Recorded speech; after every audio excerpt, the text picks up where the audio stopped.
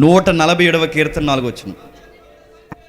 నక్షత్రముల సంఖ్యను ఆయన నియమించి ఉన్నాడు, ఆయన నక్షత్రాలన్నిటికీ చెప్పండి పేర్లు పెట్టున్నాడు. ఇప్పుడు చెప్పండి, ఈ నక్షత్రాల పేర్లు నీకు నాకు తెలియదేమో కానీ ప్రతి నక్షత్రం పేరు ఎవరికి తెలుసట?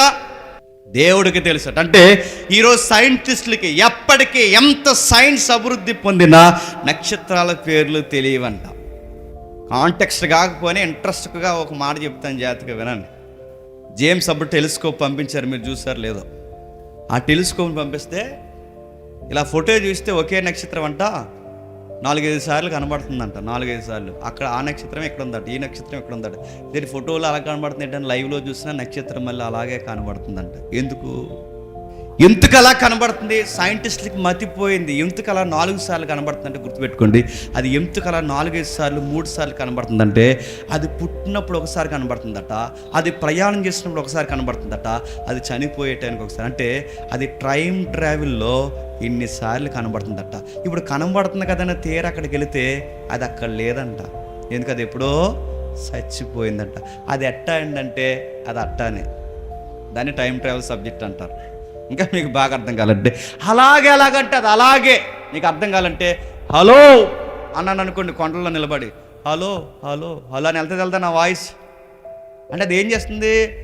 ట్రావెల్ చేస్తుంది. హలో అంటే ధ్వని ఎలాగైతే ట్రావెల్ చేస్తుందో లైట్ ఒక్కసారి ఇలా ఆన్ చేసి ఆఫ్ చేస్తే కూడా అది కూడా స్పేస్లో ఏం చేస్తుంది చెప్పండి?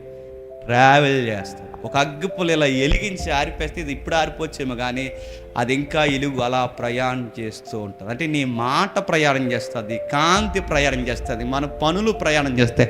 ఈ స్పేస్లో ప్రతిదీ రికార్డ్ చేయబడుతుంది, ప్రయాణం చేస్తుంది. ఇప్పుడు చూడండి, ఇప్పుడు ఇలా ప్రయాణం చేస్తాను. హలో అన్నాను, ఇప్పుడు ఎక్కడ ఉండి కిలోమీటర్ల అవతల హలో అన్నాను అనుకున్నాడు, ఎక్కడో ఉన్నాడు. ఇప్పుడు ఆడ దగ్గరికి వెళ్ళడానికి 8 నిమిషాలు 10 నిమిషాలు వాయిస్ పడుతుంది. అంటే ఇప్పుడు నేను అన్న హలో అక్కడికి వెళ్ళేసరికి అది వర్తమానం అవ్వదు. చెప్పండి, భూతకాలం అయిపోద్ది. అంటే ఇప్పుడు నేను హలో అన్న మాట ఆడి దగ్గరికి వెళ్ళేసరికి ఏమని చెప్పినా ఆల్రెడీ జరిగిపోయింది, పాస్ట్ టెన్స్.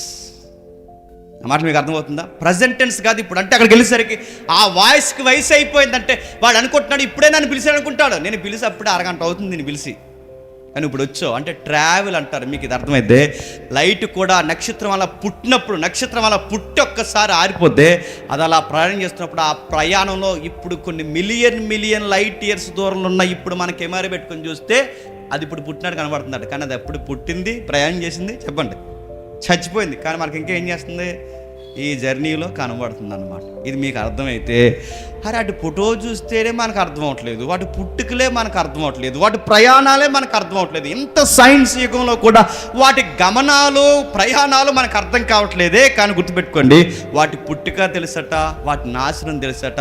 అన్నిటికన్నా మన ఆశ్చర్యపోయే మాట చెప్తున్నా, వాటికి పేర్లు పెట్టి కూడా పిలుస్తాడట. నాకు గమ్మత్తుగా అనిపించే మాట చెప్తున్నా, నువ్వు నేను పిలిస్తే నక్షత్రం వస్తుందో లేదో నాకు తెలియదు కానీ ఆయనలో కొంచెం పక్కెళ్ళంటే ఖచ్చితంగా ఎవరు వెళ్ళిపోతారని చెప్పండి. నక్షత్రాలు ఆయన మాట వింటాయంటే ఎలా వింటాయంటే మీరు బ్లాక్ అండ్ వైట్ ఫిల్మ్ ఊహించుకోకండి. ఆ ఎటలాసారి మూవీలో ఉన్నాయి చూసారా? అయ్యోపో బాణం వేసి నక్షత్రాన్ని పడగొట్టేసి అయ్యోపో బాణం వేసి ఆ నక్షత్రం. మీరు ఇది కాదు, దేవుడు ఏ డైమెన్షన్ ఉన్నాడో మనకు తెలియదు, వాటి సంభాషణ ఏంటో మనకు తెలియదు, అది ఎలా జరుగుతుందో మనకు తెలియదు, వాటి కొననులు అంటే వాటి అట్రాక్షన్ గ్రావిటీ ఫోర్స్లు ఎలా పనిచేస్తుందో మనకు తెలియదు, ఆయన ఎలా పంపిస్తాడో ఎలా పిలుస్తాడో మనకు తెలియదు. కానీ మనకు అర్థమయ్యే భాషలో మాత్రం ఒక మాట అన్నాడు, అవి కూడా ఆయన స్వరాన్ని చెప్పండి వింట. ఆయన వాయిస్ ఎలా ఉంటుంది? నీలాగా నాలాగా హలో అన్నట్టు ఉండదు.